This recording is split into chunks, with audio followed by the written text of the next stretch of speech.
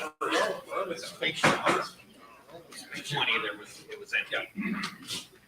All right, folks, thanks for showing up once again for a press conference. We'll open up the floor with front row middle, Dave Middle, 24/7 Sports. Hi, Ryan. I want to get into some of the adjustments you made offensively. It seems like you guys were kind of attacking the boundary early and then adjusted to attacking the field. What went into that? Was Iowa maybe doing some things that they hadn't shown on film? And can you just get into some of the adjustments you made? Yeah, a little bit. They went to a little bit more of the single high stuff and just made a few adjustments, and then it took a little time to figure out. But also when we started playing, with the full field, we kind of got in a rhythm too. So I think a little bit played into both of those things. But they still did a lot of their fundamental stuff that they do, but a few different looks. And so, yeah, we just tried to, figure out where we could attack them and kind of made those adjustments. Yeah. Fourth row, right, Tony Erdman, Buckeye Huddle.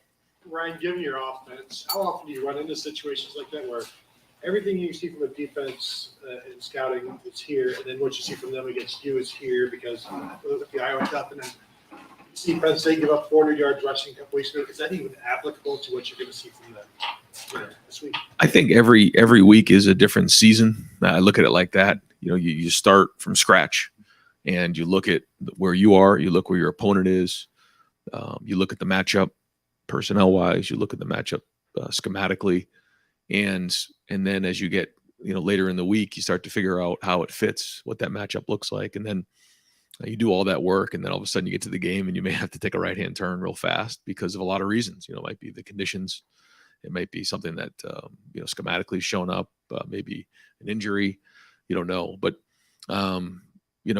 every week is different, and you try to do the best you can to identify where you think you can be the most successful week in and week out. And, you evaluate the film and try to figure out why somebody may have had success or not success. And you try to forecast the best you can.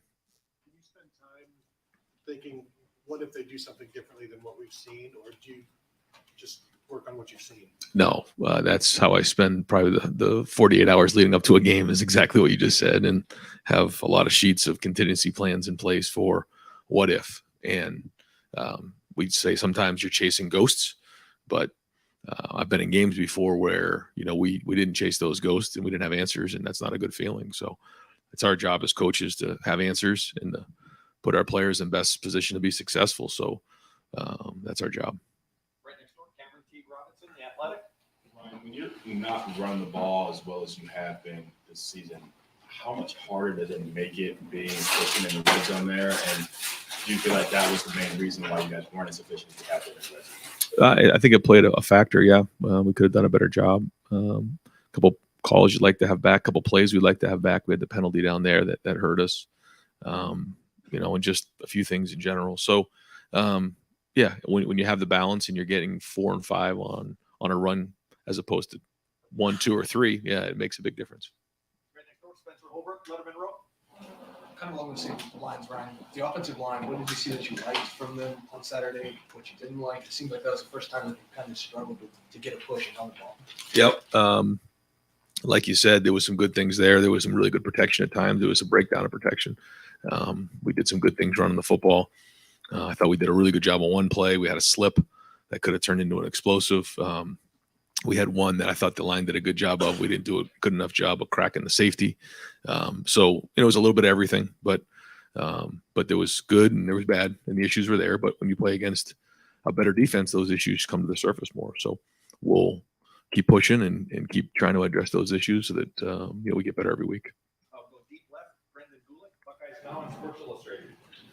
Coach, I guess I want to ask you about the things that motivated you guys in the offseason.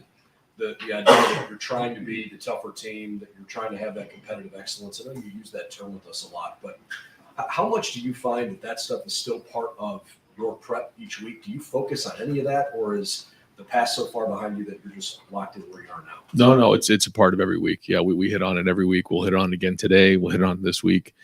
We know that we have to bring it every week. And, we knew when we see the schedule going into State College is going to be a huge challenge, always is. So, our guys understand what a challenge this is going to be. And so we got to have a great week of preparation. And yeah, this is part of that competitive excellence, and competitive stamina. Bringing it every single week and going on the road and winning a game like this is going to be huge. Right in front of him, Jacob Bench, the Lantern. There on Saturday against Iowa, your defense really led the way there. Just what did you kind of notice just game planning last week with Jim Knowles and talk conversations that way, just for the defense to step up and have the performance that it did? Yeah, they identified the areas where we felt like we had advantages and were opportunistic early on. Got our hands on balls, created turnovers, and then just kept the pressure on all day. But when you can start off the game with an interception like that, I know it really throws off the offense and can rattle the confidence, just across the board. And it seemed like, we kind of were attacking all day on defense. And when you can create that many turnovers, certainly your chances of winning go way up. Second row left, Stephen Means, Cleveland.com.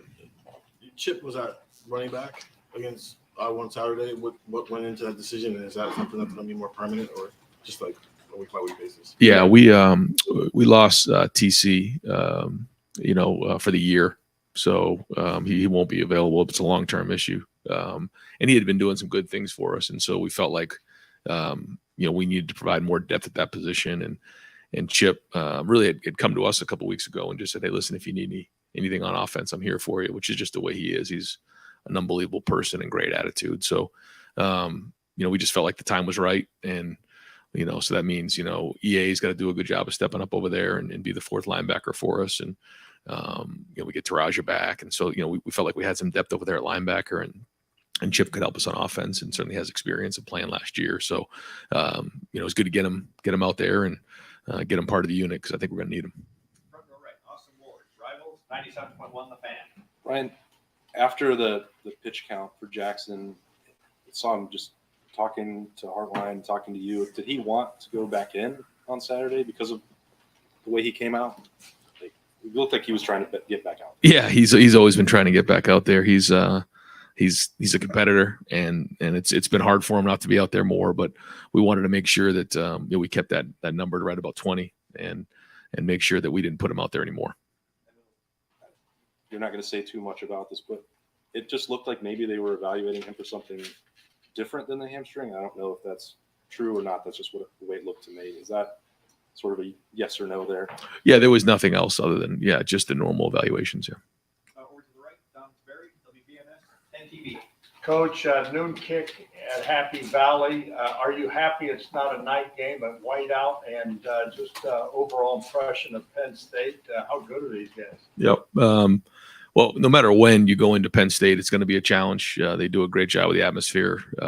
And our guys, there's still a handful of guys that, that went in 2018, but not all of them. So, we went in 2020, it was different. It was COVID. But we know, whether it's a night game, afternoon game, noon game, it's going to be a challenge. Their crowd's going to be in it, and they'll play a factor. So, and they're a good team. You can see what they did last week. You can see what they did, all season. And really good coaches, really good players, veteran quarterback. So, new scheme this year on defense. We play good on special teams. So, we got to play our A game. Sean Clifford, what's your take on him? Played a lot of football, and a lot of guys, who play that much football, just they have so many snaps under their belt. They've seen so many different things, and that makes him dangerous in and of itself. But he's tough. He's really good throwing the ball. He's accurate. He's made a lot of plays in his career with his feet and with his arm, and so anytime we play. Penn State, and certainly with Clifford, we know that they're really good and they can attack you a bunch of different ways. You run across him in recruiting? We did. Yeah, we did. Yeah, very good player. A lot of respect. Adam King, WBNS, 10 TV. Stroud is obviously kind of judged almost against perfection a lot of the times. And when you look at him have a game where maybe things aren't going right in the first half there, how much are you involved? How much do you say, hey, work through that yourself? No, it's a team effort, and it's a bunch of things that come into play, and it's never just one thing. I mean, there's a lot of things that we want to clean up coming out of that first quarter, especially, and then we did, and that was good. So we try not to panic when things don't go exactly as planned, because we know that that's not always the case. I mean, usually it's one of three things. Either you're going to go up early in a game, it's going to be back and forth, or you're going to go down in the game. And based on how you play, that's typically the outcome. So how are you going to react to that? And, we were struggling a little bit, but we were getting field goals and defense was playing good, and nobody panicked, and we started solving the problems and got back into a rhythm there in the second half. Mentally, do you ask him what he saw on that play, if it's interception or something, or do you just kind of assume he knows what's going on and let him go back to the hunt? A little bit of both. There's times where you want to get some feedback, but then also, I think as the quarterback, I know when I played, you don't want a lot of noise in your head. All that work on the front end is done, so you can go play. But then there's also times where you got to connect on some things. But I'm not one to flood the quarterback with a bunch of information in game. I don't think that's a good idea. Let them go play, trust their preparation, and go from there. Coach Noah Rebels picked up Big Ten honors this week. He opened the scoring for you guys on Saturday. How important was his performance, and how does he help give you guys a leg up on the competition? Yeah, well, in that game, we kept the momentum going with those field goals and getting points on the board. And when you play against matchup teams, anytime you're trying to score points, it's going to be big. And it starts with the protection. We certainly know, what happened a few years ago there, with the blocked field goal. So, all these little things add up in games, and certainly field goals matter. And, in this case, it's 12 points, and that's huge, at the end of the day. So, we're going to need that more and more. And certainly as these games get closer, it's going to be important for him to play well. Ryan McGee, ESPN. Ryan, that wide receivers room fascinates me.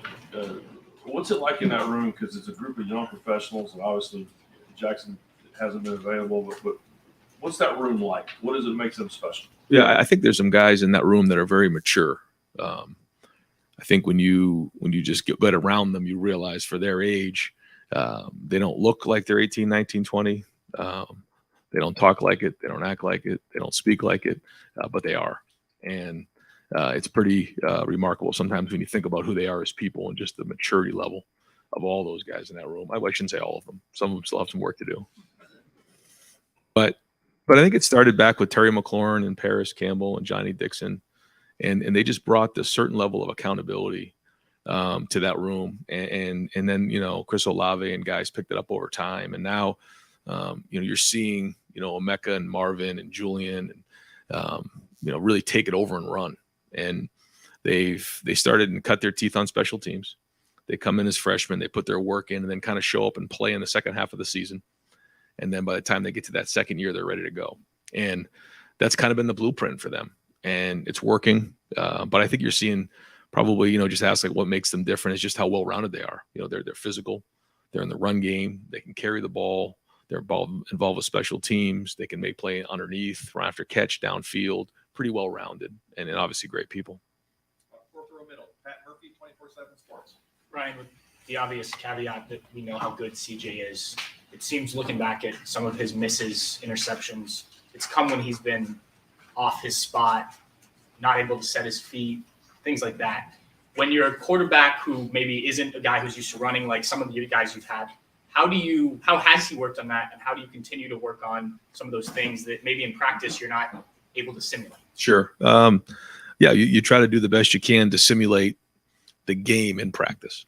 And that's really important to do. And sometimes we can do that really well. Sometimes we can't. I think you've seen him make some plays like the one he scrambled around and made the play to Cade Stover. I thought that was an excellent extension of the play. He threw away the ball at times, which was really good. I agree. When you look at things and you have to move in the pocket, you have to keep your balance and you got to keep your feet underneath you. And I think he's done a good job of that this year. But yeah, it's our job to try to simulate that in practice. So what does that mean? Maybe in 7-on-7, kind of flashing in front and making him move his feet. Those are things that we typically do with the quarterbacks. Right next door, Andy Anders, Buckeye Sports Bulletin. Julian, the last couple games has made big plays down the field on look like post routes specifically. How has he evolved as a downfield threat as his career has progressed? Yeah, well, I think he's always been good at that. I remember watching him in high school, and he was always good, big, strong, long strides. He could eat up a lot of ground. He can track a ball very well.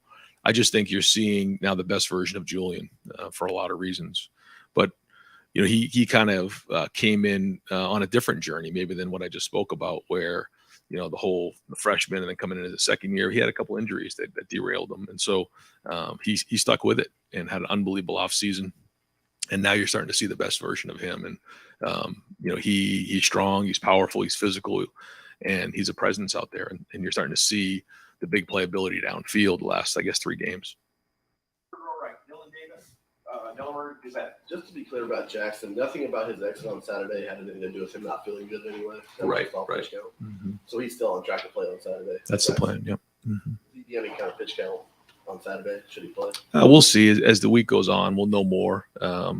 When you come out of games like that, you got to keep evaluating and see how things go. But we'll keep figuring more stuff out, and by the end of the week, we'll have a better idea.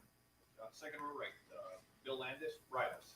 Ryan, when you guys have a base run play like you guys have with stretch that is sort of the foundation of your run game, how much conversation is there throughout the week about making sure you're sprinkling it enough to protect that so teams don't tee off on it? And does that conversation or calculus change at all when you're playing a really good defense like you guys were last week?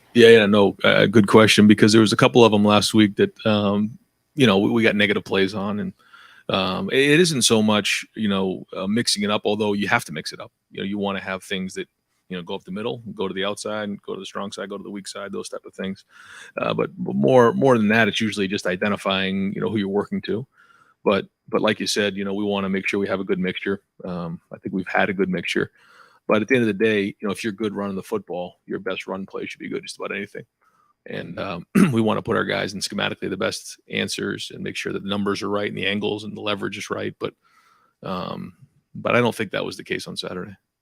When your offense is kind of multi-formational as you guys are, under center, pistol, shotgun, everything, is there a percentage in your head you want to make sure you're around so that you're not always running the ball when you're in pistol or always throwing the ball when you're in shotgun, like a balance there to keep these defenses from, again, teeing off on certain things? I'd like to be aware of what they're looking at and what they see and what the numbers show.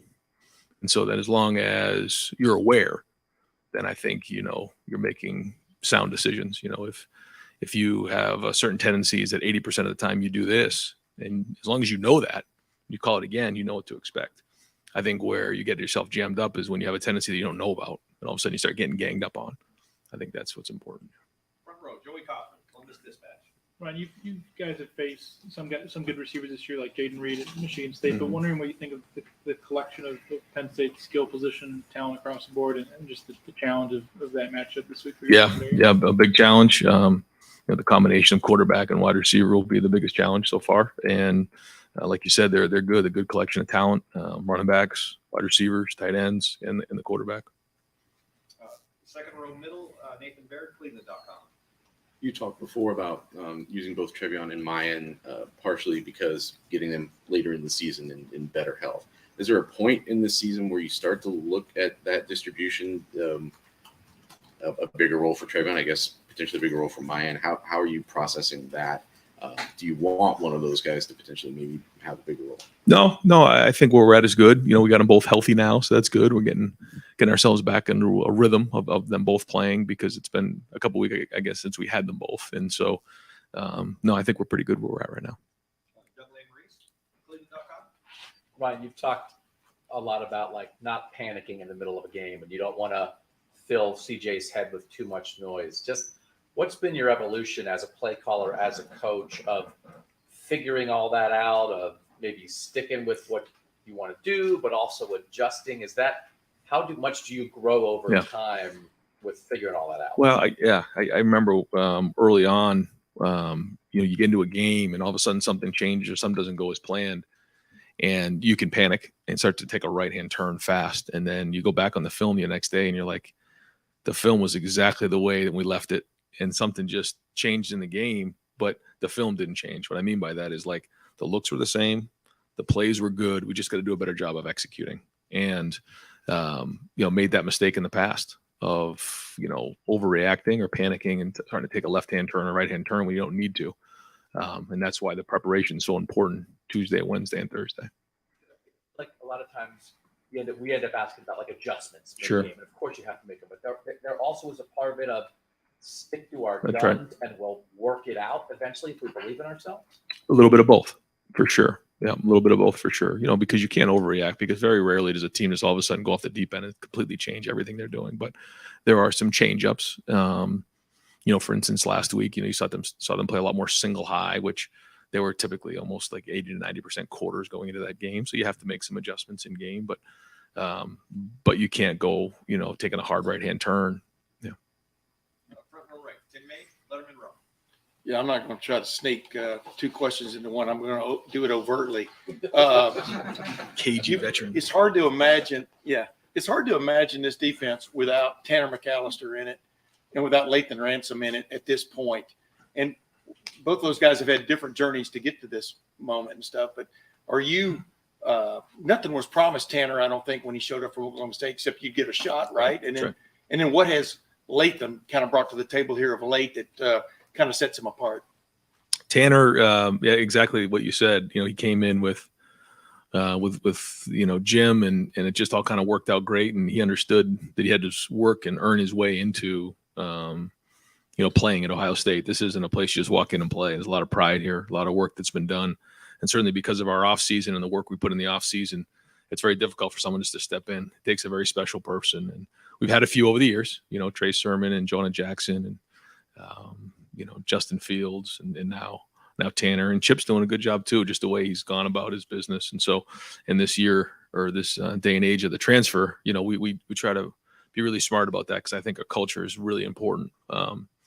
But great to have him, and certainly he understands. Like we've talked about the defense so well, he's kind of like a coach on the field, and that's been big. And now that you have Lathan back, it's been big. I think what we're doing with Lathan on defense really fits his skill set, and he's taken off. I think you're starting to see the best version of him. I think he's got a great relationship with Perry. I think coming off that injury last year, you see how tough he is, because that was a quick return after a very difficult injury, and it's great to see him making plays. And I think, again, this style of defense really fits him.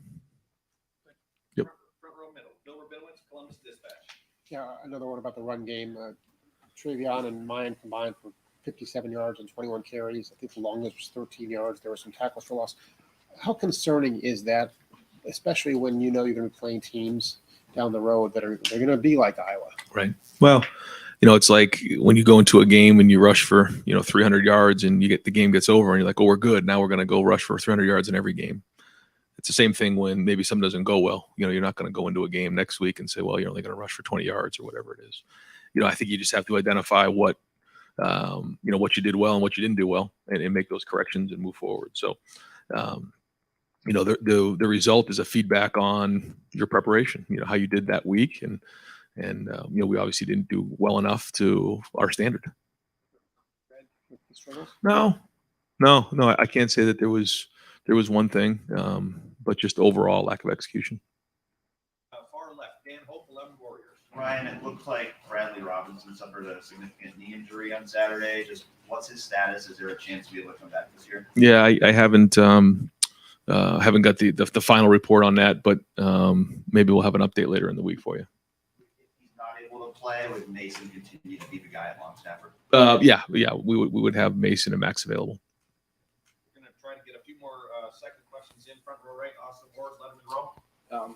Ryan, your football robot at linebacker scored a touchdown on Saturday, and he seemed incredibly nonplussed about it afterwards. Right. Did you get any emotion from him? It's a pretty big deal to score a touchdown for Ohio State. Like, not even a smile we could get out of him. We got a little smile. I saw a little smile. I don't know if he'll admit it or not, but I saw a little one creak. But and to see him, celebrate in the end zone, that's about as much as you're going to get from Tommy. But he's just so consistent and solid, and he has really, and I've seen it. Just again, quietly is probably not the right word, but just when no one's watching, he's got a strong voice, and I've heard it, I've seen it, and when he says something, people listen. But he's not one that's going to be out in front barking at everybody. But when he's in the room, and he's on the field, and he's got a strong presence. Douglas Reese, Cleveland.com. Do you know Manny Diaz very well at all, Penn State coordinator? And then what do you think of the defense they're running this year? Yeah, I don't. I think we've maybe met once, but a lot of respect for him, and they've they have a really talented defense, and he's really good in terms of schematics and what they do. They do a lot of stuff, and so we got to be prepared for it. Did you consider him at all this offseason?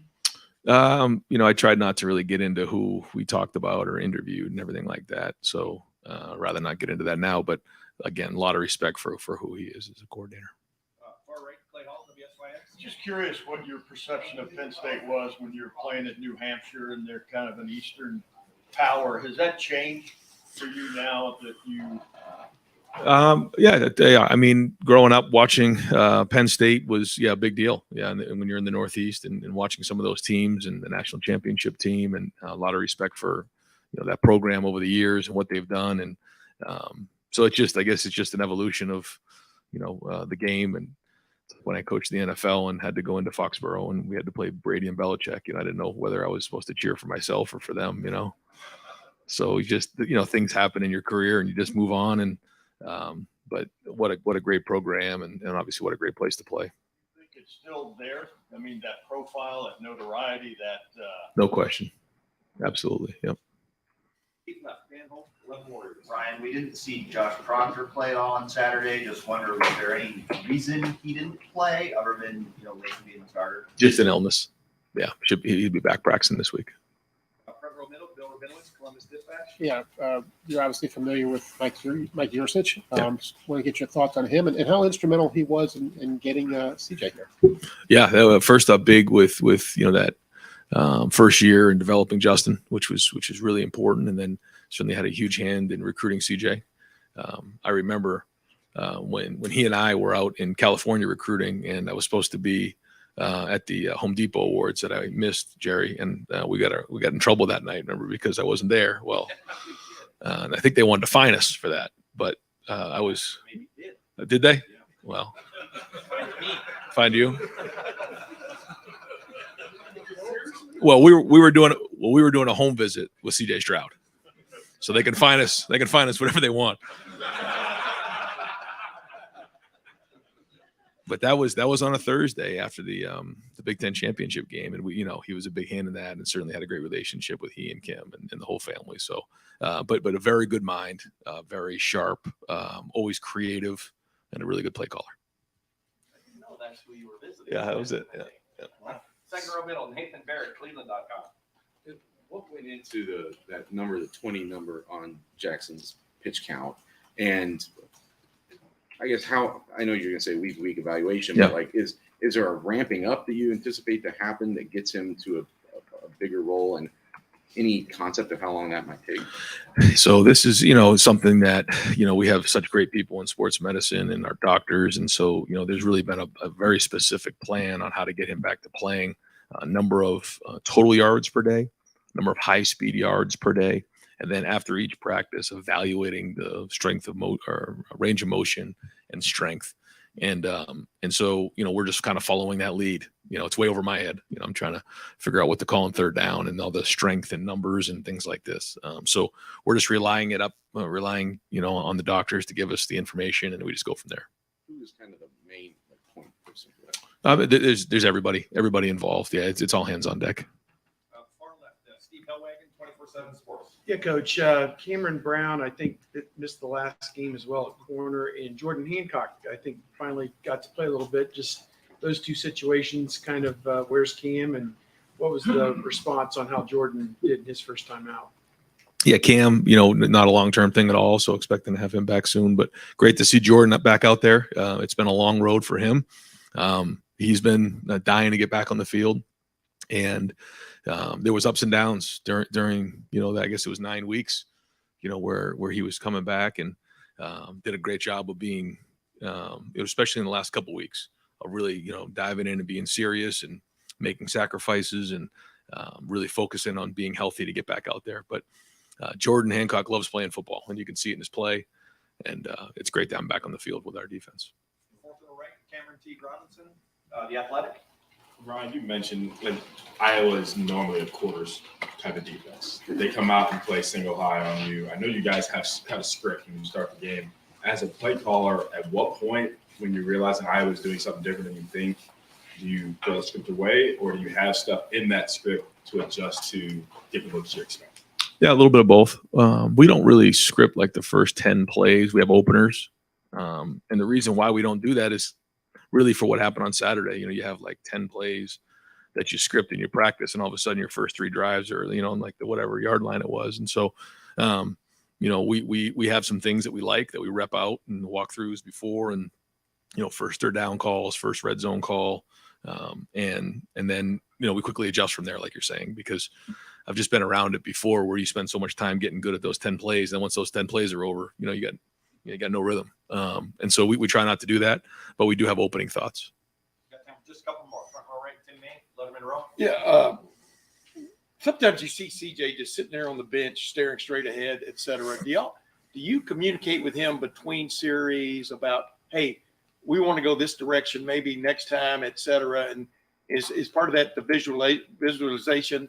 It's easy for me to say, of him getting that into his mind about where you want to go. Sure. Yeah. I've never asked that, but it's Yeah. interesting. Yeah, no, he's been excellent on the sideline. I think his attitude's been great. His thought process has been great. The feedback's been great. What he's seeing out there, and usually it's what are you seeing?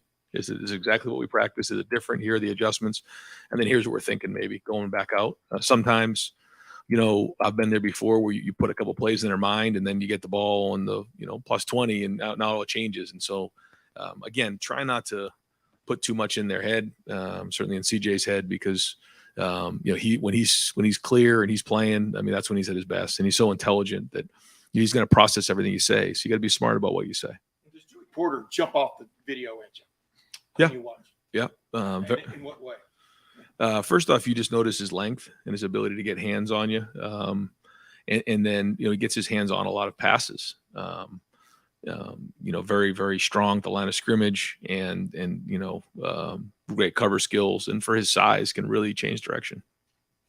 Far left, Ryan McGee, ESPN. Yeah, Ryan, watching Justin 10 minutes ago and talking about CJ, momentum when it comes to recruiting, when it comes to position groups. Yep. Is that a real thing, pride in a position group? Yeah, I think so. I think, in 2017, going through the recruiting process, and I remember recruiting families and recruits, and they would say, how come there's never been very many first round draft picks at quarterback here, and I'd say, well, there's going to be real soon, and I took a lot of pride in that, because I feel like no matter what position you coach here at Ohio State, it should be that position. What else do you want? If you're the linebackers coach, it should be linebacker you. If you're the quarterbacks coach, it should be quarterback you. If you're the running backs coach, it should be running back you. And I remember Urban Meyer saying to me, what are we looking for in a quarterback? He said, well, just go find an ex-Heisman Trophy winner. I said, okay, let me get to work here. But that's kind of the way it is at Ohio State, and that's the expectation. That's the way it should be. And final question, Adam King, WBNS. I know you're probably tired of talking about Jackson, but when you have somebody on a pitch count like that, how much can it sometimes change the offense mid-game? You're bringing him out, you're hoping to have him out there. You said you have plays specifically for Jackson.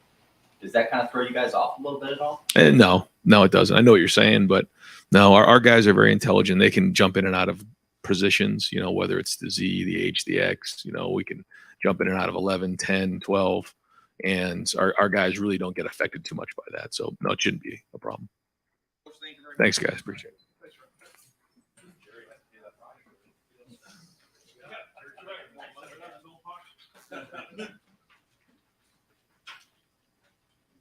All right, we're going to open up the floor for Coach Knowles.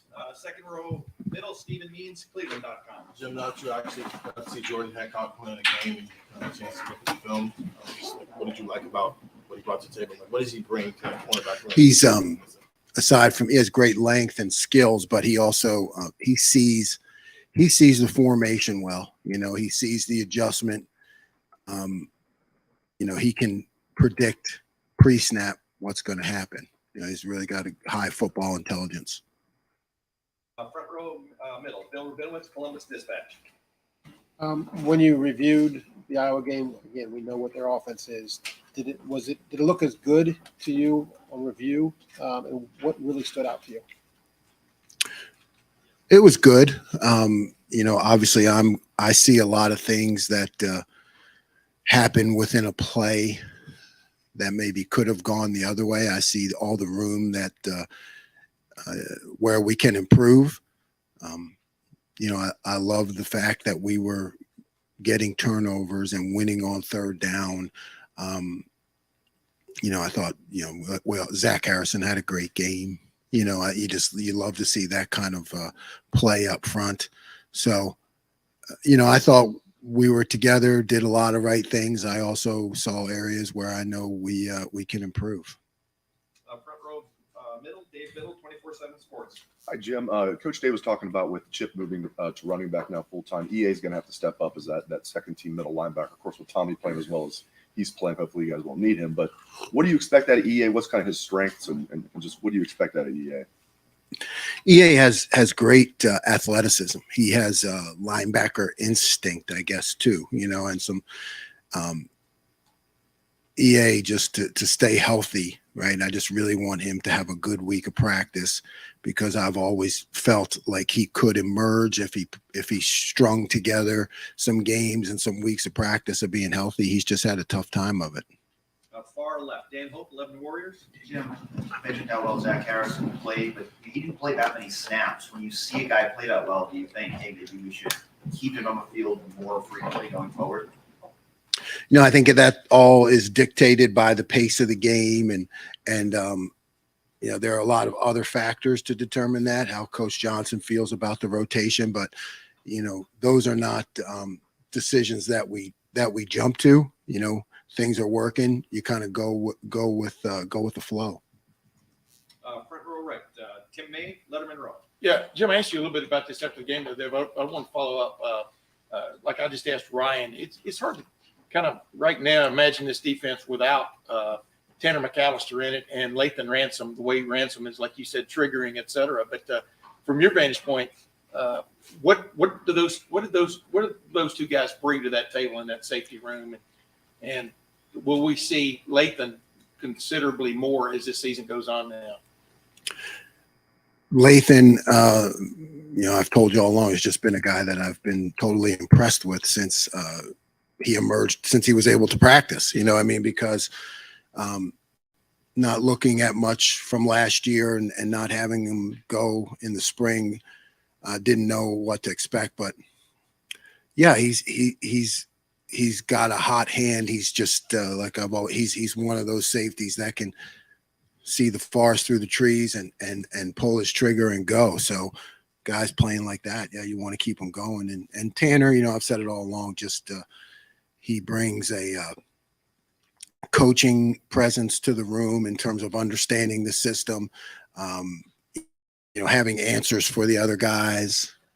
Also, he knows me, so he knows how I coach and what I'm trying to do. And, it's always good to have somebody younger, who can talk about that to the players. Yeah, but he was promised. I would think he was promised a shot if he came here, but he wasn't necessarily promised you're going to be one of the guys. You know what I mean? That shows some maturity, right? Yeah, it showed, yes, it's a lot of faith in me, a lot of faith in himself, and also the fact that he wanted to stretch himself. It's guy gets to that point in your career. I think it takes a lot of character to say, hey, I want to stretch myself to try something new at this point in my career. And I give him a lot of credit for that. Front row middle, Joey Kaufman, Columbus Dispatch. I mentioned that this collection of receivers and the quarterback Penn State has is probably the biggest challenge you guys have faced in defending the pass this year. What makes them maybe a tough test in that regard, and what do you guys need to do to counteract that? I think, the quarterback is veteran. He's very smart. He's good at reading what you're doing, delivering the ball. He's tough, hangs in there. He can scramble. He's just a really good quarterback. He's an operator. And the receivers, they're skillful, and they can they can go up and win a lot of 50-50 balls. They're good route runners. I just think that whole operation will be a challenge for us. Second row middle, Nathan Baird, Cleveland.com. Your thoughts on what Teron Vincent is giving you guys this season and what his presence means in the middle of that defensive line? He's a veteran guy who – made the decision when I got here to buy in, and I think that is really important, for all of us to recognize. Again, it's not easy for a guy who's been around a while to all of a sudden have somebody new come in and tell him, hey, this is the way we're going to do this. And he had that maturity and that vision, or that, early confidence in me to say, hey, we're going to follow. And because he has the respect of the other players, he brings, brought a lot of guys along with him. It's a big deal, and so he really helped in that total buy-in from the whole defense. So did you have like a conversation with him early on? No. I mean, no, not specifically. We just kind of grew into it together to where we have a really good relationship. I didn't. To me, it's hard to have those conversations until you know a guy. You know what I mean? You don't. So we kind of got to know each other, and it happened naturally. And really, really proud of him and thankful for the help he's given me. All right, Austin Ward, Letterman Road, 97.1 The Fan. Jim, you said a week or two ago that there were more things you felt like you could get to with this defense, and Tanner sort of indicated after the game on Saturday that he can feel you getting more of that stuff on the field. Is that when you have everything at your disposal and you know that the players out there are more comfortable or confident executing that, how does that change the comfort or confidence for you in calling a play when you know that you can get deeper in to that bag? Yeah, I mean, it is a process, and like I said, a lot of times we rep things in practice 2-3 weeks out and that we haven't used yet. And you're right. I have to be comfortable with it, because it's not, if you make a mistake, it's costly, right? On defense, it can really hurt the entire team. So, the growth process, I think, in terms of us implementing the complete system, we're getting there, but we have some things that we've worked on and haven't used yet. Haven't had to use them, and it's, when things are going well, it's not about putting something on there that could, that maybe you're just not 100% sure about. So we keep working them in practice and growing it. So there's a lot of growth outside of what shows on the field in terms of, scheme. Bill Landis, Rivals. Jim, when you're facing a team that has a really good slot receiver like Penn State has, how have you historically approached that? Is that the nickel's job? Are you comfortable moving a corner over if need be? Do you want that guy to see multiple bodies throughout the game? Just what's your philosophy there? Yeah, I think that is exactly like you said. It's recognizing it, having certain ideas on who we want the matchup to be and how we're going to play it. But then it's also creating some doubt in the quarterback's mind. I mean, I think that becomes a lot of what we do in terms of what he's going to get. So it's like half of it, it's about the guy. The other half of it is about the quarterback, and trying to create enough cloudy pictures so it just doesn't feel, free always going to that guy. Right next door, Doug Lane Reese, Cleveland.com. Jim, this is just a version of the question we've asked you every time since you got here, but obviously you see room for improvement with this defense still, but just the arc of understanding and confidence and performance of this defense, where do you see it right now from the minute you got here to the way you guys played against Iowa? I would, you described it perfectly. It's an arc, and it's definitely has trended up, and continues to trend up.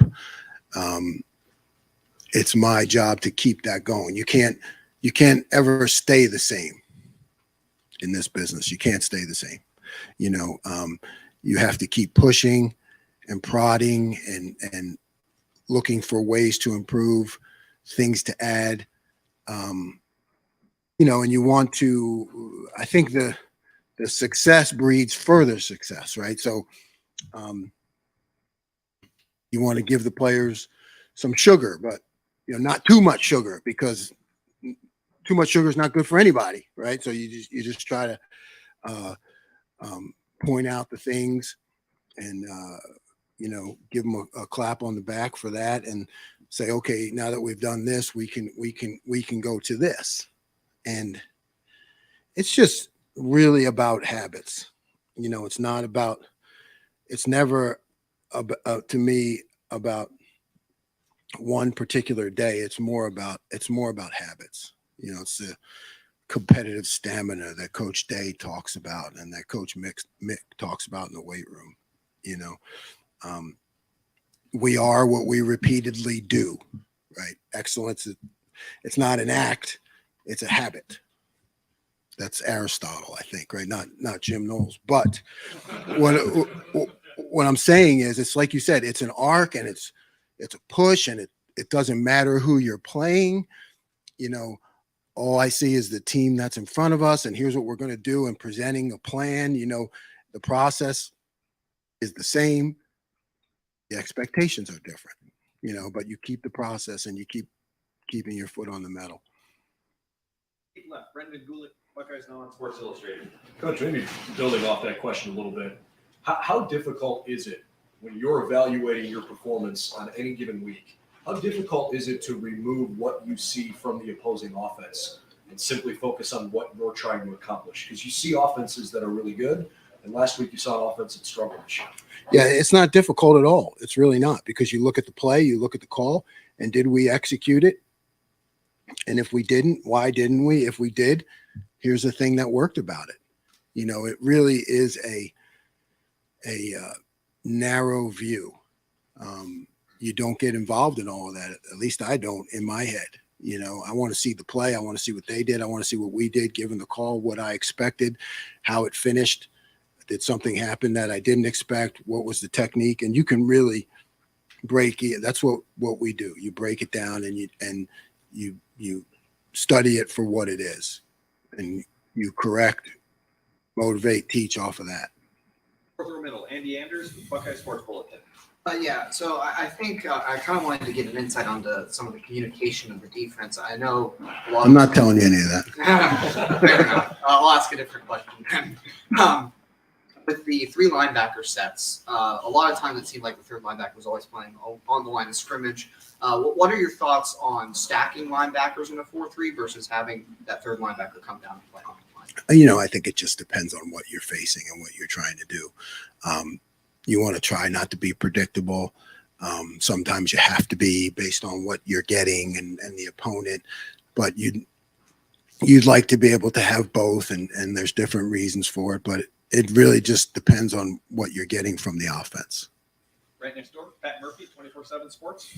Jim, as a defense, I know you want to make things cloudy for a quarterback, but I also assume it makes it easier when you can get him off his spots, not let him get stationary, get feet set. When you've seen CJ on the practice field, how does he respond to those type of things? How have you seen him maybe improve as he's working through that?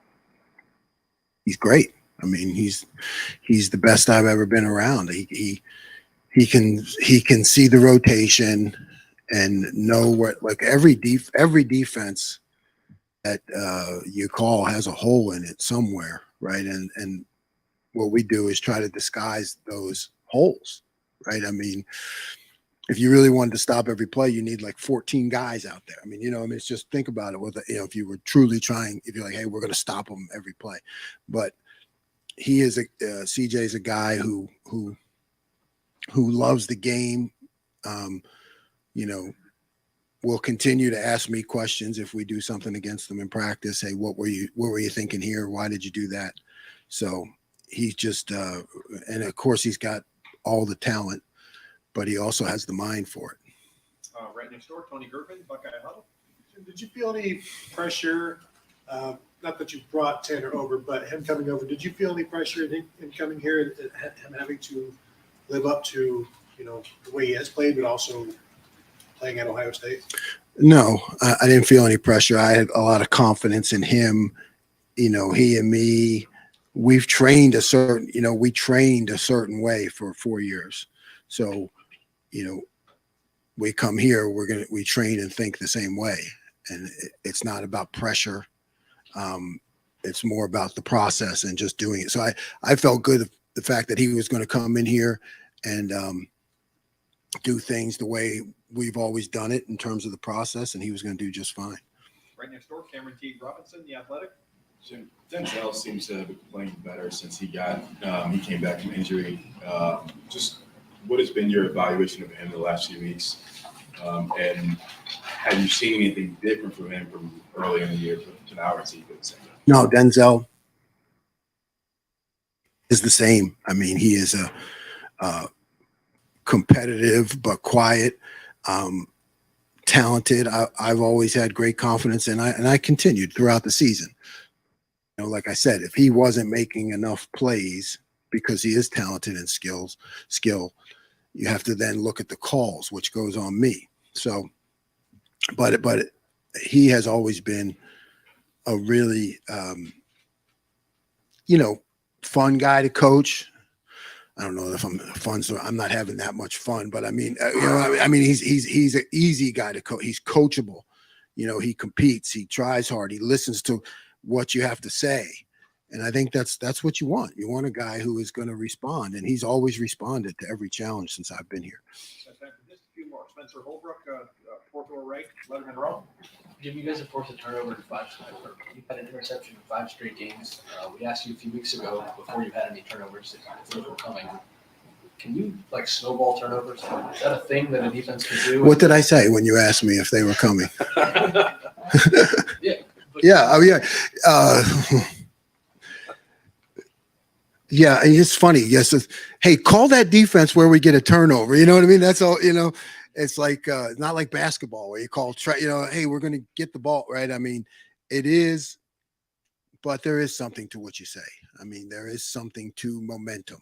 There is something with guys being comfortable in the system, taking more chances, growth. I mean, those are the things that you want to see. And, it's been happening. So all valid points, I just think it's part of the process. If the process is going the right way, that's one of the indicators that you're doing good things. Tanner said after the game that he feels like watching guys maybe cheat a little bit, they can start to show one thing, do another thing. Are you seeing more of that in your defense? And do you think that's causing more turnovers, that guys are comfortable enough to do that? Yeah, I mean, I know it helps. It helps. It just helps guys play freer, and that's the goal. My goal is to have them play free because they understand the totality of the scheme and where they fit. Then they can give other looks and get out of it, and that's part of the growth. Over your far right, Clay Hall, WS. Perception of Penn State has changed from being a younger man, Turno, Eastern powerhouse now in the Big Ten. Has their profile been diminished at all in the state of Pennsylvania, for instance? Not in my mind. I mean, you're right. I grew up watching. Anybody in here as old as me? Sunday morning was you had the 1 hour time slot where they would recap the game. And always well respected, and what Coach Franklin has done. Great respect for that. So I haven't seen it change. I mean, I think in coaching, you're kind of aware of everything. But I think they've done a great job of keeping it as consistent. Far left, Ryan McGee, ESPN. Coach, I want to ask you about guys you see in practice on the other side of the football. You've seen a lot of great receivers at your stops along the way. This group seems pretty special. What is it about them that stands out to you when you're working with them in practice and against them in practice? The finish. Absolutely. I mean, routes are great, speed, all of that, but actually completing the catch is as good or better than I've ever seen. And then we see it every day in practice. They just get it done. Yep. Deep left, Tom Moore, Buckeye Huddle.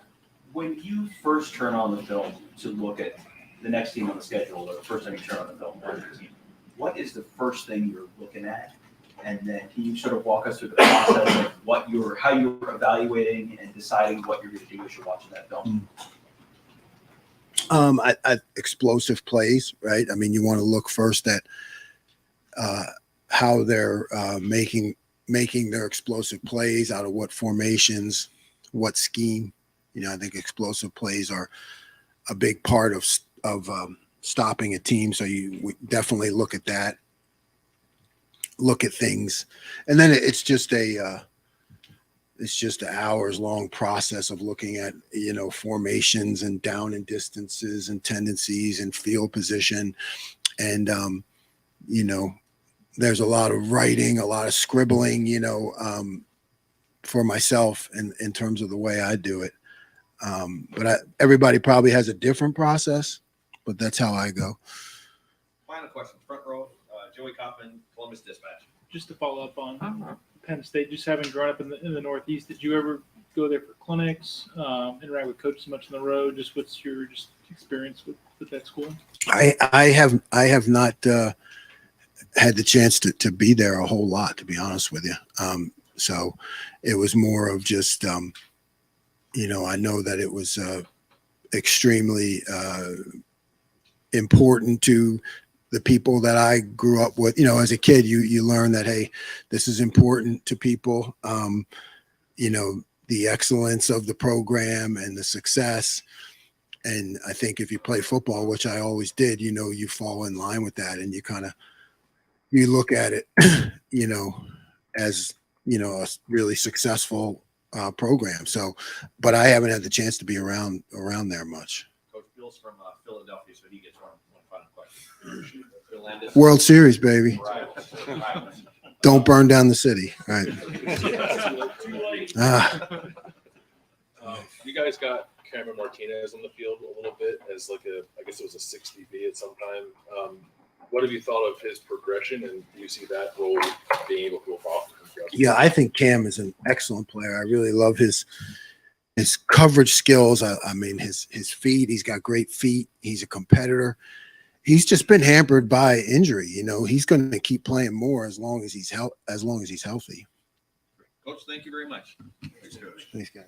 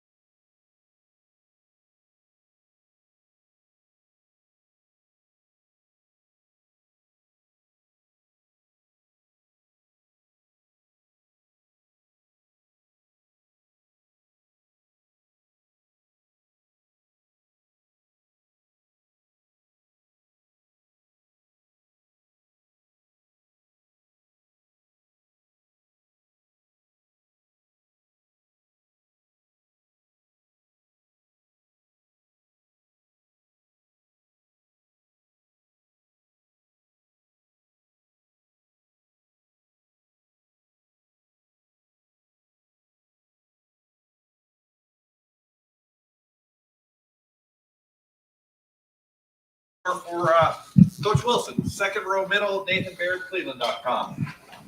I mean, obviously that was one of the tougher days running the ball you guys have had this season. Iowa was part of that, but when you re-examined that, where did you feel like you guys need to be better in that same situation going forward? One, just staying on blocks. They did a really nice job. They're always good fundamentally, and I just thought their hand placement and getting off blocks. And we felt early some plays that were maybe be 2 and 3, needed to get to 3 and 4, and as the game went along, you could get a little bit more. They did a nice job of not changing things they do, but we kind of felt even going into it, they're a quarters team, but we felt we'd get some edge pressures and single high looks, and getting them fitted up and just getting hats on hats. Try to run some stretch plays where we bled it out, got a little thin, a little flat, and got penetration. So a couple negative plays got us, but just in general, they played better than us, and we got played better across the board. And inside a little bit, we got those guys. We got good players. Didn't maybe have our best game, so credit those guys. They kind of won some one-on-one battles, made some good plays. Deep left, Dan Hope, 11 Warriors. Kevin, when you guys are in a fourth down situation, kind of what's your philosophy on whether or not to go for it in that situation? I think, it's, each game's different, weather, wind, situation, how you're playing. Coach, years ago when I was working with Coach Stoops, he was very aggressive as a defensive guy because he kind of felt you need to get the first down because I don't know if we're stopping them. And I remember sometimes I said, I couldn't believe you went for that. He goes, I didn't matter. Years ago, I think everybody's critical. I think Coach Belichick going against the Colts went for it. He goes, whether I give the ball here or down there, he's going to score. So I need to get a first down. So are you in the mindset of you have to get the first down? Sometimes, we got a great punter that pooches it deep. And if the yardage gets to that 3 and 4 and 5 muddy area, maybe you just, pooch it, pin them down because your defense is playing really strong and you can play 3 or 4 snaps and get it right back. That's in our plan to win. Field position is big in our plan to win. Part of field position is trying to get the first 2 first downs, get the ball to midfield.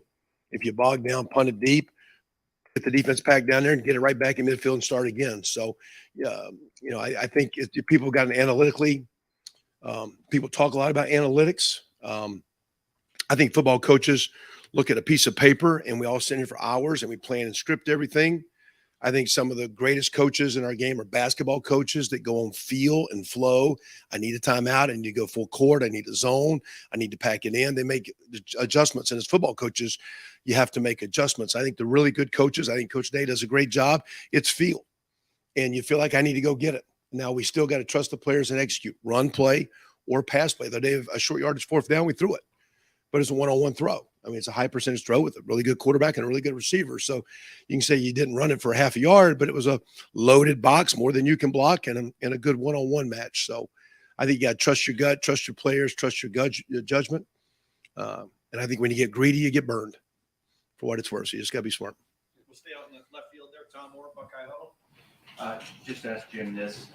When you first turn on the film to look at a new team, they haven't started evaluating it, what is the first thing you're looking at when you evaluate them? And you just kind of walk me through your process of how you evaluate. My process is different because a lot of years I've been in the box. So like I don't like to look at words. Like we can put our video up and it says what the play is. I don't want to see the words. I want to get a snapshot because you got 2 or 3 seconds. Okay, where's the front set? Where's the extra backers? What's the coverage? What's the rotation? Did they blitz? Did they stunt? So it's like snapshot. It's like flashcards. Give me a flashcard. Give me a flashcard. So I just kind of rapid fire look at it. We get several views of the game from end zone and sideline view. And initially you're just getting a feel of the structure of what, how the flow of the game. Sometimes, we get snapshots. So you start looking at cut-ups and you just see certain plays, you get a feel. Sometimes it's really nice to watch the flow of the game more than just this formation and how they line up to this set and that set. So it's a combination of what are they doing? Like, typically you watch 2 or 3. I watch 2 or 3 games Sunday night real fast, just as, there's a lot of man, a lot of zone, a lot of pressure, there's a lot of penetration, there's a lot of movement. What are you seeing just generally? And then you come in Monday and you start getting a little bit more specific. Okay, to this formation, what do you see? And then the next day, these situations, short yardage, goal line, long yardage, 2-minute, coming out, what do you see? So it starts with generalization. Who are their best players? What are the problems? This team's a pressure team. Okay, what are the pressure problems? This team's really good up front. This team's a great coverage team. What are the problems? And then you start peeling it back from there. And then coach, what he does, he has everyone has certain segments that, okay, go study this and bring some ideas to the table. We all talk about it together, but every guy has different areas that quote is their expertise. They look at every week, and they'll bring some things to the table. And like, tomorrow we'll start with short yardage and goal line. Okay, what do you like? We'll bring me and Coach Fry will bring some things to the table, Coach Hinton and Coach Alford, and then we all hash it out and go from there. Third and long, what do you have? Hash it out, go from there. Brendan Gould, Buckeyes Now, and Sports Illustrated. Hey, Coach, I want to ask two questions that might even go hand in hand here. One about third downs and one about CJ. The idea that maybe third downs weren't as strong as you've often had them this past week, are there common threads there? And what were the things that you saw that maybe flustered CJ a little bit in the first half? Were there common threads there? Yeah, I think the first half was kind of unusual because our defense created phenomenally so many short fields that their structure, like after the first couple of possessions, like, what are they doing? I don't know. Is that a formation normal down call because around the field, or was that ball on the 20-yard line and that's a reduced red zone call? You saw that to that formation, first down, third down, whatever it was. But was that a third down red zone call or a third down call? And so it's kind of hard to kind of get in the flow because you want those things, but it was like a blessing of short fields, over and over and over, and had a hard time almost as good as it was. Just what throws do you have? The zones are getting condensed. What runs get working? And they're pretty daggum good. I think they'd only given up 55, 60, 70 points in the first 6 games. So they're a stout defense. So one, you got to give those guys a lot of credit, like we said last week. Problems on third down. I think it always just starts when our protection's good and our quarterback can stand in there and get through his reads and step into throws. He's going to be pretty good. So I'd always start with just making sure that what we're doing and helping our offensive line and whether it be the timing of throws to get them out on time. Because again, you're looking at matchups. I'd always tell, like my guys will tell you, they're not beating the guy covering them. They're beating the guy rushing the offensive tackle. Everything they're doing is relation to time and space. So how much time do you have? You can work this route all day, but you got 2.2, so you better be showing you're open because CJ's got to move because it's not lasting. So just coordinating time and space, protection timing, helping those guys out. But when protections are good, they did a really nice job, like all defenses, of showing early and making him read post-snap and making the pocket work post-snap. And the really great defenses make you work, and they made us work last Saturday, and these guys will this Saturday. It's a tremendous defense we're playing this week. Kevin, we know about Marvin Harrison's work ethic. I want to know what you think his best physical attribute is. Hands, route running, speed, obviously size, whatever. What jumps out to you? He's physically and mentally matured where he's trying, but he's got to be it's an unusual skill. I think he is as tall as he is. He's actually somewhat not long-legged, which means he's very quick in and out breaks. Most tall guys can get a little cumbersome and long, and they're long striders. So for a 6'4" guy that has length and can go up and make plays on balls, have tremendous catch radius and great hands, he is a great top-end route runner because, his legs probably match a 6-foot body instead of a 6'4" body. It just allows him to be really quick on the top end working breaks. It's an unusual skill set, the way his body is gifted, and he's able to, he's got really good speed, but I think he's got unusual quickness for a young man that's that big and that tall and long. Second row. That's my opinion as an O-line guy. Kevin, obviously you're adapting in the midst of every game to what the defense is doing, but how do you strike the balance between we need to make adjustments, we need to maybe do some things differently, versus this was our game plan, we're going to grind it out, we're going to work it out, keep doing what we do in the midst of any game? Because clearly in the middle of the third quarter, you guys broke stuff open against Iowa. What's the balance like as you're working through a game? It's hard because, again, we have a lot of plays, a lot of players, a lot of playmakers, try to get a lot of guys involved. I said before, you can become a collage. I think I made a statement during the game third quarter and said, hey, what runs we really got? I said, well, coach, let's talk about those runs we just talked about halftime. Let's go back to those 2 or 3, kind of get it started. We'll be fine. Let's run those couple, because you feel sometimes you're searching. You want so bad every play to work so well, stay on schedule, every play to be clean. And sometimes you're playing really good defenses this time of year with weather. You got to play through the muck, and you got to be, a golfer that's a little bit off, but you can still scratch it around and kick in the hole and make a couple ugly pars once in a while. And sometimes you got to be able to play through it. But you got to be, when you're off, you can't be off and hurt yourself. and you can't have the negative plays. You can't have the turnovers. You can't have the plays that get you behind schedule. Let the defensive front tee off in third and long situations. Coverage get multiple in the looks, third and long situations. So when you're a little bit off, how can you just minimize the ugliness of it to strain and stay on schedule and find the rhythm? And sometimes you just got to press pause and stay calm, and just, okay, let's talk about it. Hey, no, let's just, this and this, what pass you like, what protection you feel good about, what run you like, and because I think once we get our guys in rhythm, especially with CJ, you saw the day once he kind of got in rhythm, but it's easy to get off. Just like those guys, my son's a college golfer. It's easy to be really good and just get a little bit off. And it doesn't take a lot to be off. I had a great coach one time years ago. It just takes a little bit to be off. When you're off, you're vulnerable. We're a little bit off the other day, but we settled back down against a good defense and got back on track. And that was good to see. It was good to be there. It was good to be at home. We'll get that again this week and see if we can be a little bit more efficient, get there quicker. But those challenges are going to present themselves in these next 5-6 weeks. From the right, 10 May, let him interrupt. Yeah. Kevin, when you're going against a defense with a player like Joey Porter, I mean, do y'all look at it as, number one, you don't want to let that guy take away something, that y'all like to do, and yet do you also kind of like get the the adrenaline going? Hey, do we want to challenge this guy? You understand what I'm saying? I mean, I think it goes back to that. Fall? I mean, I know. It goes back to that I guess greed part. Just being smart.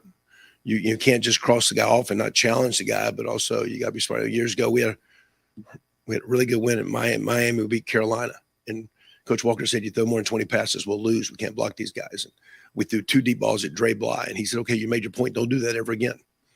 So but it ain't like, Joey's a great player. They have the other corner is equally probably overshadowed because of name is also. They're really good outside the corners. So our guys are going to have to work hard to get open and do what it takes to win the routes. We got to deliver the ball and go on time, but you don't shy away from it, but you just got to be careful, not be greedy as a runner, as a quarterback, and as a play caller. As you play that in your head, also, Michigan just ran the ball down their throat. I mean, for the most part. I mean, you had some big plays and stuff, but do you take all that into it? Because it looks like their secondary may be the strength of their defense, and up front there may be some hay to bail. Yeah, and I don't know, Minnesota, I guess, has had some injuries, but then they came back last week against a team. Now I know with the quarterback situation, maybe the box got a little bit more loaded. But each week, one game on the road, one game at home, they play so much off the energy of what's going to be a great crowd, no matter what the kick time is, and the energy. So we're going to have to block them up front. We're going to have to be smart and make the plays outside, but we're going to get challenged across the board. And we can't back away from the challenge, but we just got to be very aggressive, but very smart and calculated as we go. You and Ryan don't script the opening drive. Has that philosophy changed throughout your career? Did you used to do that? Yeah, I used to. We put the 15, and I felt over time that you were trying to make everybody happy. Hey, we got to get their diversity. And hey, this guy needs a touch. Hey, make sure you run the naked to this guy. Hey, we need to get a counter play and come with the ball. And you were a collage of plays. And then over time, I just, when I was up in the box, I just write down like, hey, 5 or 6 each time. And I just did it so I didn't go run, pass, just to mix it up. Is your first play a run or pass? What you're doing on second down, run or pass? Just to kind of keep the defensive guy, off balance. That way he couldn't get a rhythm for what you were doing. So I go back to that comment about the basketball coaches adjust, where football guys have a piece of paper and follow the script. And the great quote is, you have a game plan, you get hit in the mouth. What do? You have, every week here, typically, no matter what you prepare for, you get some curveballs because people are going to throw some stuff at us. So we have to adjust, have to adapt. And I think our kids are very much, I think Ryan made a great comment about our players the other day. He said, I think one of the greatest skills about our team is they love to play. They love the challenge of solving problems. And okay, look, I didn't expect this guy to be as wide in this alignment. I didn't expect this defender to challenge me as much. I didn't expect this much pressure or movement up front. But now you're getting it. How do you handle it? Good teams handle it on the sideline during halftime and during the game. Bad teams come in on Sunday and talk about what they should have done. And so it's just nice that we, as we continue to get challenged, we keep problem solving. That's all football and offense is problem solving. Front row middle, Dave Biddle, 24/7 Sports. Kevin, I have a question about play calling. Obviously, Ryan has the final say, but how often do you call the play and he says, yeah, let's do that? Is that a pretty common occurrence? Yeah. I mean, we I don't know. I mean, No one's taking credit for anything. It's just what we do, how we do it. I mean, he's got, he's the, like I said last week, the grand marshal of the parade running deal. But we throw some stuff. But you got to be careful. There's not a lot of talking during plays. I know for a long time having called that sometimes when the play is called before we run, hey coach, next play, hey, you think how about a counter? Hey, do you think we need a misdirection play? Do you think we should take a shot? Move the pocket. You don't do that right when he's ready to. So there's an art of when to talk, because too much talk leads to clutter. Leads almost, you've got a thought. I'm saying you hear something. It's like somebody throwing you a curveball there. Like, hey, well, where's that coming from? So there's a calculated way to work together, and I think we do that well. We do it really well. A lot of times, like, hey, Kevin, Justin, Tony, give me 2 runs, 3 runs this next drive. Which 2 do you like the best? And then sometimes he'll build the passing with that as we move down the field as we go to. So it's a collective effort. There's a little bit of talking, but typically it's once the play's called, hey, hey, coach, this one, if you want it, or don't say anything. It's done before the drive, and let the flow of the game kind of go. It's my opinion. Stephen Means, Cleveland.com. Just based off Donnie and PJ's reaction, but also what actually happened. Whose fault was the strip sack, basically, and what was supposed to happen on that stunt? How were they supposed to handle that? It was to the man side, the way we were sliding our protection, and we knew we were going to be in an empty formation. And we actually come to the side like, hey, we're going to do this. You're going to be an empty. You're going to get a twist here. And unfortunately, I think our inside guy just kind of buried his body and got stuck on the whole man and couldn't bump it off. So, it just wasn't executed properly. Two guys on 2 man scheme. Kind of felt there was a good chance it was happening. Just didn't execute it. Not blaming the kid. We just got to be better than that. Got time for just a few more folks. Second row right, Bill Landis, Rivals. Kevin, we saw a couple times on Saturday, you guys ran a play where Luke and I think it was Donovan pulled. I'm not sure we've seen the center guard combo pulling back and forth. It just feels like each week there's a little different wrinkle to the run game, something you guys sprinkle in. Was that the conversation you had in the offseason to make sure you're more purposeful about that? And then what have you thought of the run game mix so far this year? Yeah, I mean, there's different ways to get on the perimeter. Sometimes you try to just gang everybody up in areas, zone, stretch block, and work your spaces and get outside.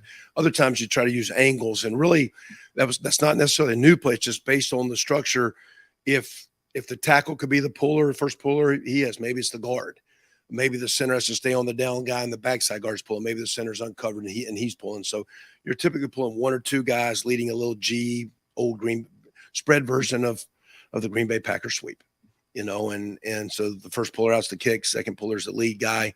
In that case, when Luke and Donovan are pulling, or Matt on the right, first guy's to kick out, and Luke's up on the deal. So to do that, though, you got to be pretty good at tight end to handle that defensive end, because he's a man block. The tackle's got to block down to the guard. It's a man block. So when you pull guys, you got man schemes. So your men have to block those guys. And it was nice to get the guys pulling, but Cade did a really good job on that D. And when your tight end can't make that block, you got to do area zone blocking. And so that's just a variation of trying to get the ball in the perimeter. Run game's been okay. It's always hard. It's challenging. No matter how well we throw the ball, you have to put extra guys to stop the run.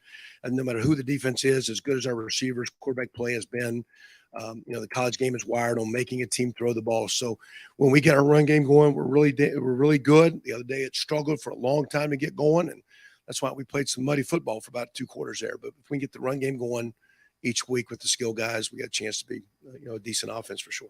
Front row middle, Joey Kaufman, Columbus Dispatch. Kevin, Ryan mentioned Chief Training's gone on the offensive side of the ball to help your depth at running back. Just what do you make of his ability as a running back from what you've seen in kind of a brief time? We've done that back in preseason a couple of days with when Evan Pryor went out, just in case, and it looked like naturally. I mean, he's a heavier load, but very good instincts. Very good hands. Has played running back in concepts. We start saying it's 6-man pro, you got this, 5-man pro, you got this, 7-man pro, you got this run, you got this. So he's played enough. He picks up well. Was a really good player, previous college and in high school. So he looks good, and if needed, he was doing well at linebacker, but they're a little bit more healthy, and he was playing special teams down the road. And with our 2 backs having been gimpy, we thought we needed to get him back. So he's getting worked up, and I think he'll move forward as we keep going and get a little play for us. Second row left, Steve Hellwagon, 24/7 Sports. Yeah, Coach, I want to ask about Jackson. This is kind of an analogy. The train's going down the track at 30 or 40 miles per hour, and he's trying to catch it and jump on the back of the train maybe 8 games into it. Just how hard is it to bring a guy in? I know he's been in the program and everything, but for him to be performing at a high level within this offense when you guys have 8 games of momentum already built up, I guess. Yeah. I'm sure it's hard. I mean, it's probably less hard for him because he's played a lot and he's so gifted, but just, emotionally, just your thoughts and as you're going through things, the stresses that you put on yourself, what you're trying to accomplish. I would always tell our team, like we go into situations that people talk about losing. You can't lose what you don't have. Like you never had this season. We don't have this game Saturday. You can't lose it. You have to go win it. You have to go win things. You have to do things. So, you can't live your life saying, what if? You just got to deal with some things. And it's unfortunate because he's a special talent, special player, a great practice player, an awesome practice player, one of the best I've ever been around. So for him to be where it is, but, the good Lord's got those plans. He's going to have a bright, long, great future, but short term, selfishly, I'd love to get him back because he's special and a great Buckeye. So we'll see what the short term goes. But, at the same time, in this day and age, these guys put so much stress and pressure on yourselves. You try to do as much as you can to be there and love them and care for them more than whatever. Just relax and trust the good Lord and trust what you're about because he is a tremendous talent and he's a better person. And we'll see where it goes for him. Coach, thank you very much. All right, guys. I'm sorry. Go Bucks.